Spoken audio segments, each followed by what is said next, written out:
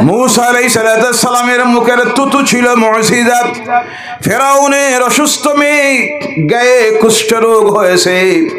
ওই मूसा নামের নবী, শিশু নবীর মুখমণ্ডল থেকে তুতু নিয়ে লাগাইয়া দেওয়া হলো, তার মেয়ে সুস্থ হয়ে গেল। আমার নবী মুহাম্মদ রাসূলুল্লাহ সাল্লাল্লাহু আলাইহি সাল্লামের মুখের তুতু শুধু নয়, গোটা বডিটাকে আল্লাহ মুআজিজা বানাইয়া দিয়েছিল। আর রাসূল বলেন সুবহানাল্লাহ, সুবহানাল্লাহ। আমার নবীর মুখের তুতু ছিল মুআজিজা, আমার নবীর চুল ছিল মুআজিজা, আমার নবীর পেশাব ছিল মুআজিজা, আমার নবীর পায়খানা ছিল মুআজিজা, আমার নবীর গায়ের গামটাও ছিল মুআজিজা। সুবহানাল্লাহ। আমার নবীর শরীর থেকে যখন গাম বাইর হতো, সেই গামে কোনো দুর্গন্ধ ছিল না। আমার নবী যে রাস্তা দিয়ে হেঁটে যাইতেন, এক সপ্তাহ পর কেউ সেই রাস্তা দিয়ে গেলে বুঝতে অসুবিধা হতো না। ওই রাস্তা দিয়ে যিনি হেঁটেছেন তিনি হলেন নূরের নবী মুহাম্মদ রাসূলুল্লাহ সাল্লাল্লাহু আলাইহি ওয়াসাল্লাম। তখন ওই রাস্তা থেকে মিশকে আম্বরের ঘ্রাণ আসতো। আর রাসূল বলেন সুবহানাল্লাহ, সুবহানাল্লাহ। ও আমার ভাইরা, আমার নবীর পেশাব জীবনে দুনিয়ার কোনো মানুষ দেখে নাই। সুবহানাল্লাহ বলেন। আমার নবীর পায়খানা পর্যন্ত দুনিয়ার কোনো মানুষ দেখে নাই। আমার নবী যখন পেশাব করতেন, পায়খানা করতেন, আমার আল্লাহ পাক মাটিকে নির্দেশ দিয়েছিল, করা মাত্র মাটি তা বক্ষণ করে নিত। ও আমার ভাইরা, ফেরাউনের মুখের তুতু যখন লাগতো গায়ে গিয়ে, মূসার মুখের তুতু সুস্থ হয়ে গেল ফেরাউনের মেয়ে। আর আমার নবীর মুখের তুতুর পাওয়ার দেখেন। সেই পাহাড়ের গুহার ভিতরে আবু বকর রাদিয়াল্লাহু তাআলা আনহু ঢুকেছেন। সত্য একটা ছিদ্র তিনি বন্ধ করে দিয়েছেন, একটা মাত্র ছিদ্র রয়ে গেছে। দেখলেন গায়ের কাপড় খুলে যদি এটা বন্ধ করতে যাই তাহলে আমি উলঙ্গ হয়ে যাব, আমার সত্রে আওরাত বাইর হয়ে যাবে। এই চিন্তা করে নিজের পায়ের গোড়ালি দিয়ে ছিদ্রটা বন্ধ করে দিয়ে আল্লাহ রাসূলকে ডাক দিলেন, ইয়া রাসূলুল্লাহ ভিতরে চলে আসুন। সারা দিনের ক্লান্ত, সারা রাত্রির ক্লান্ত আল্লাহর হাবিব 5200 ফুট উপরের সেই গুহায় গিয়ে উঠেছেন। সুবহানাল্লাহ বলেন। কাফের মুশরিকদের ডরে আর ভয়ে 5200 ফুট উচ্চতার গুহার ভিতরে গিয়ে ঢুকেছেন। আবু বকরের উরুর উপরে মাথা রেখে একটু বিশ্রাম নিতেছেন, ঘুম এসে গেছে। তখন এই ছিদ্র দিয়ে একটা সাপ বাইরে হইতে চায়। সে হলো হযরতে মূসা আলাইহিস সালাতু ওয়াস সালামের উম্মত। কার উম্মত? মূসা আলাইহিস সালাতু ওয়াস সালামের উম্মত। মূসা আলাইহিস সালাম এইভাবে একটা আসনে বসে তাওরীত তিলাওয়াত করতেন। কোনটা? তাওরীত। সেই তাওরীতে ছিল আমার নবীর নাম 70 বার, আর মূসার নাম ছিল 7 বার। কতবার? 7 বার। তিলাওয়াত যখন করে তার নবীর প্রতি ভালোবাসা দেখাইতে গিয়ে আমার নবীর সঙ্গে বেয়াদবি করে বসলো। আমার নবীর 70টা নামের উপরে কলম চালাইয়া দিল, কলম দিয়ে কাটলো। 70 নম্বর নামের উপরে যখন কলম চালাইছে, আমার আল্লাহর জাতের বরদাস্ত হয় নাই। বলে সুবহানাল্লাহ। এই নবী সেই নবী যে নবীর শানে কেউ বেয়াদবি করলে আল্লাহর জাতের সহ্য হয় না। বলে সুবহানাল্লাহ। কারণ আল্লাহ নিজেই তো বলেছে, ওয়া রাফা'না লাকা যিকরাক। সুবহানাল্লাহ বলেন। আপনার মর্যাদাকে আমি সুউচ্চ মর্যাদায় উন্নীত করব। সুবহানাল্লাহ। ভাইরা আমার, কলম যখন চালাইছে সঙ্গে সঙ্গে আল্লাহ পাক তার আকৃতিকে বিকৃত করে দিয়েছেন। অন্যান্য নবীদের উম্মতেরা যখন আল্লাহর নাফরমানি করত, আল্লাহ অনেক সময় তাদের আকৃতিকে বিকৃত করে দিত। কোরআন প্রমাণ করতেছে, অনেক কওমকে আল্লাহ পাক শুকরে রূপান্তরিত করে দিয়েছিল, অনেক কওমকে আল্লাহ বানর বানাইয়া দিয়েছিল। ও আমার ভাইয়েরা ও মুসলমানেরা, আমরা যদি আখিরি জামানার নবীর উম্মত না হইতাম, আজকে এই পৃথিবীতে মানুষ খুঁজাইয়া পাওয়া যাইত না, শুধু শুকর আর কুকুরে ভরপুর রইত। কথা ঠিক কিনা?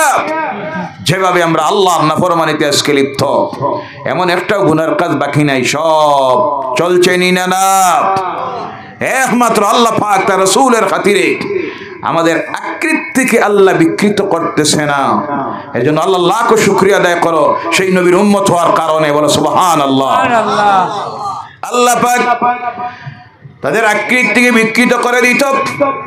এবার দেখা গেল ওই যে মানুষটা বসে আমার নবীর নামের উপরে কলম চালাইয়াছিল, আল্লাহ পাক সঙ্গে সঙ্গে তার আকৃতি বিকৃত করে সাপ বানাইয়া দিল।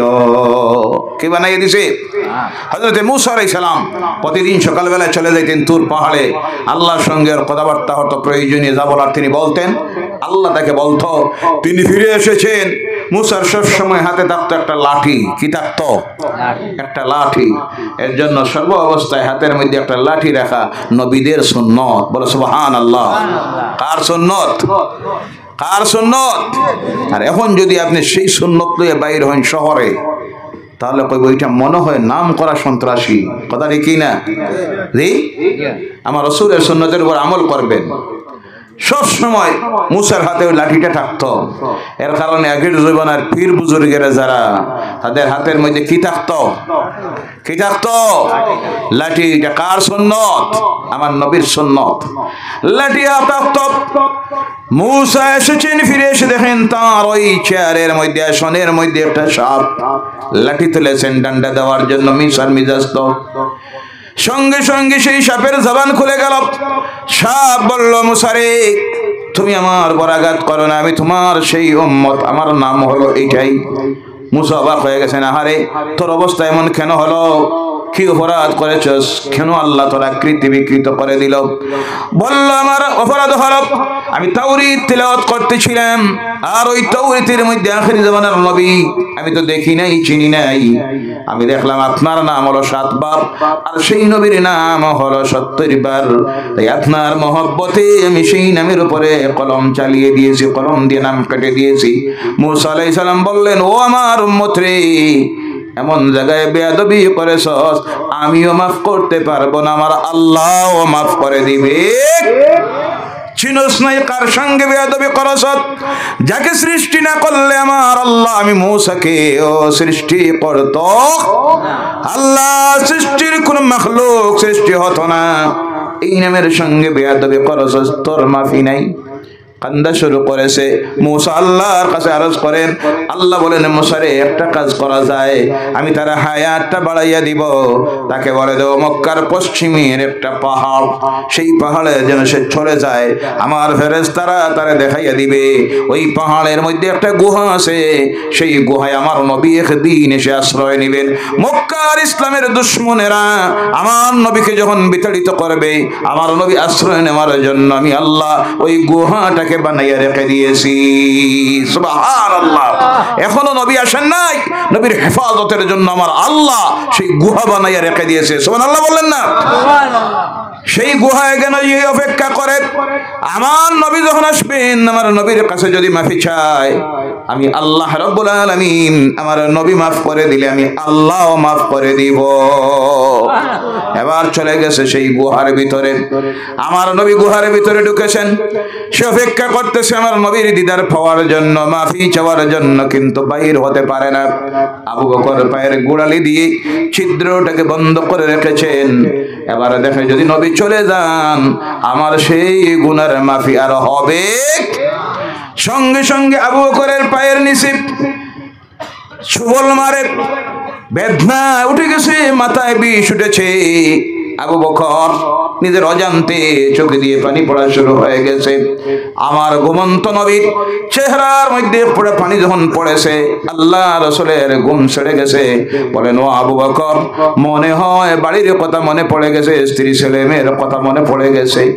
আবু বকর বলেন, ইয়া রাসূলুল্লাহ সাল্লাল্লাহু আলাইহি সাল্লাম, যেদিন কলেমা পড়ে ঈমান এনে মুসলমান হয়েছি, আল্লাহর জাতের কসম, সেই দিন থেকে দুনিয়ার সমস্ত কিছুর চাইতে আপনার সঙ্গে আমার মহব্বত বেশি। আর সূরা বলেন সুবহানাল্লাহ। এর নাম হলো ঈমান, এর নাম। দুনিয়ার সব কিছুর চাইতে ভালোবাসতে হবে কাকে? আল্লাহর রাসূলকে।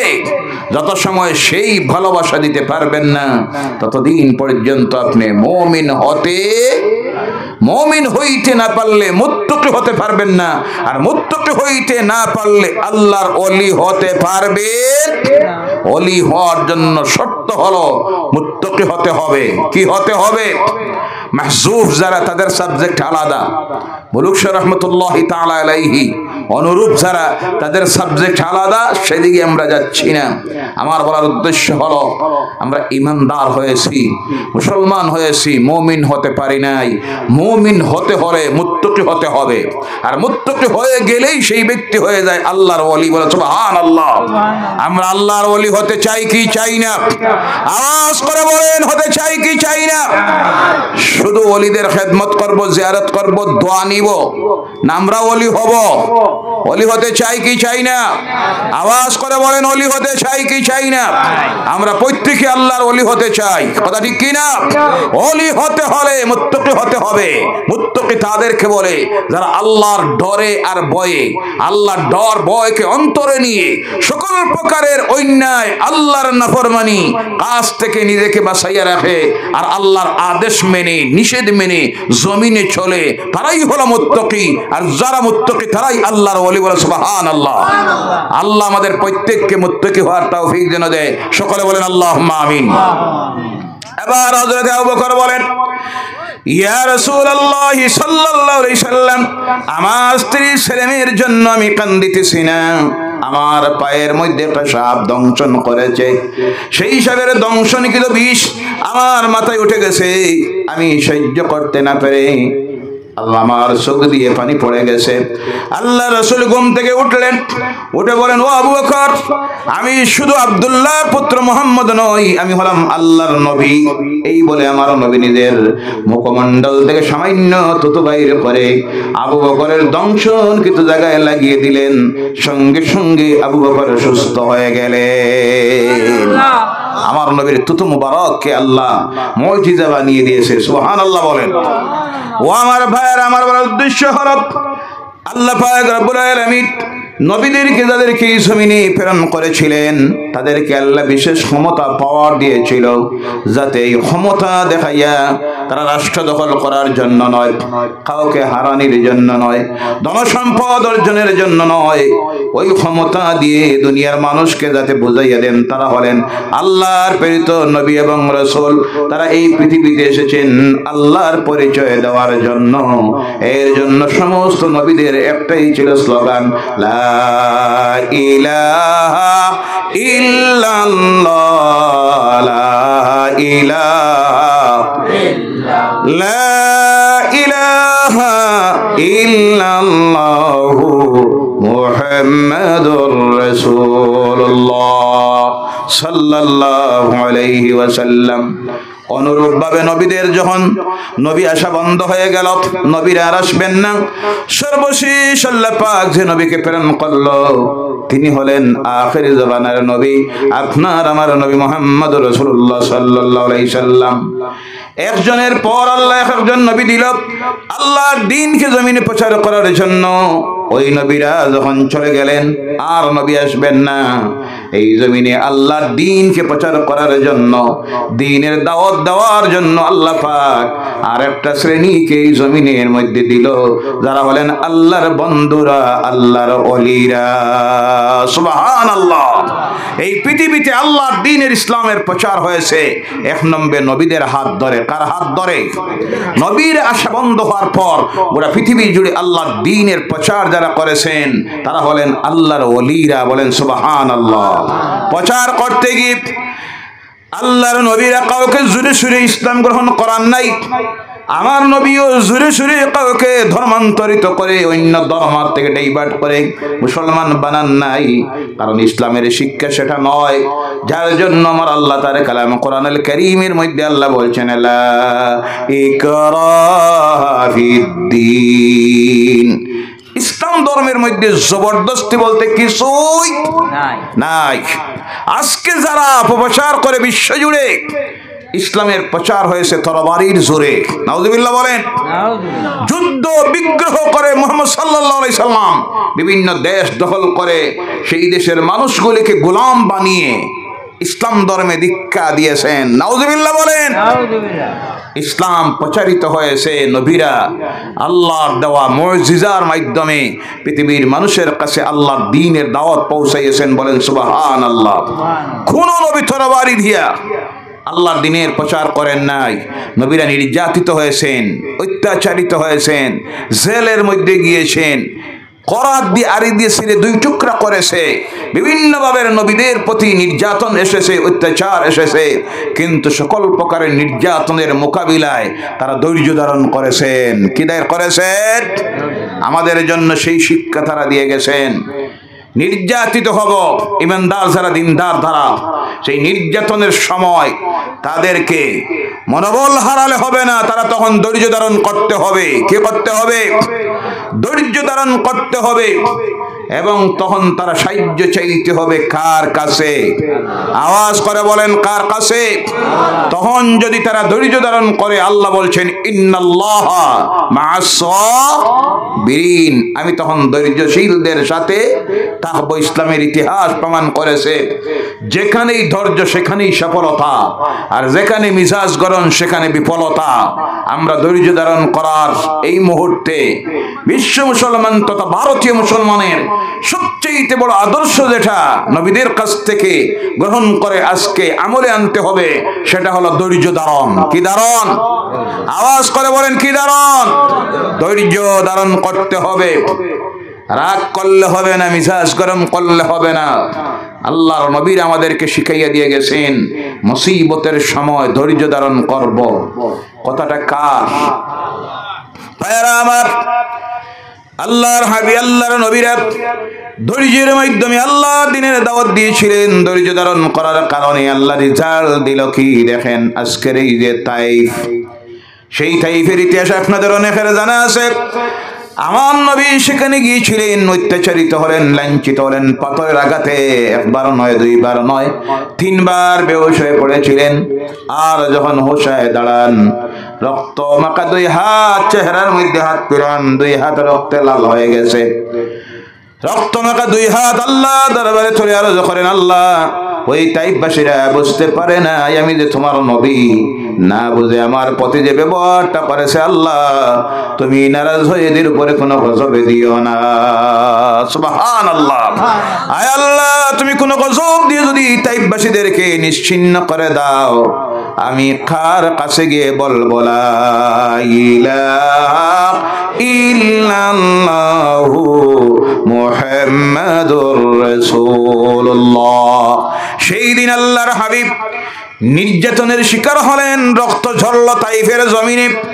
ও মুমিন মুসলমানরা জেনে রাখবেন, এই মুমিনদের রক্তের মূল্য আল্লাহর কাছে আসে না নাই? মুমিনের রক্ত যে জমিনে ঝরে যায়, সেই জমিনে আল্লাহর দ্বীন কায়েম হয়ে যায়। বলো সুবহানাল্লাহ। মুমিনদের রক্ত যে জমিনে ঝরে যায়, সেই জমিন আল্লাহ তার দ্বীনের জন্য কবুল করে নেয়। তার বাস্তব প্রমাণ তাইফের জমিনে আমার নবী আক্রান্ত যখন হলেন, রক্ত ঝরল, তাইফবাসীরা তাহার জায়গা দিল না, পানি চাইলেন, এক ফোঁটাও পানি দিল না। বলল, আমরা যদি তোমাকে এক ফোঁটা পানি দেই আর আবু জেহেল যদি শুনে, তাহলে মক্কা দিয়ে আমাদের ব্যবসা বাণিজ্যের রাস্তা বন্ধ করে দিবে, তাই আমরা এক ফোঁটাও পানি দিতে পারবো না। কিন্তু আমার নবীর রক্ত ঝরে গেল, আল্লাহ কবুল করে নিল তাইফকে ইসলামের জন্য। ও আমার ভাইয়েরা মুসলমানেরা, আজকে যখন আমি অনেক সময় সেই তাইফের জমিনে যাই, যাওয়ার পরে আমার মনে পড়ে ওই জায়গাটার মধ্যে গিয়ে যখন দাঁড়াই, সেই জায়গাটা আজও সেই স্মৃতি বহন করতেছে। আমার নবীর রক্ত ঝরেছিল যে জায়গায়, আজও সুরক্ষিত অবস্থায় আছে। ওখানে যাওয়ার পর আমার মনে পড়ে, আহারে এই জমিন তো একবার ছিল সেই জমিন যেখানে লা ইলাহা ইল্লাল্লাহ বলার অপরাধে আমার নবীকে 3 বার বেহুশ হইতে হয়েছিল। কিন্তু ধৈর্য ধারণ করার কারণে সেই জমিন আল্লাহ আজকে এই জমিন বানাইয়া দিয়েছেন, যেই জমিনে লা ইলাহা ইল্লাল্লাহর বিরোধিতা করার একটাও নাই। সুবহানাল্লাহ নাই? আর সুবহানাল্লাহ।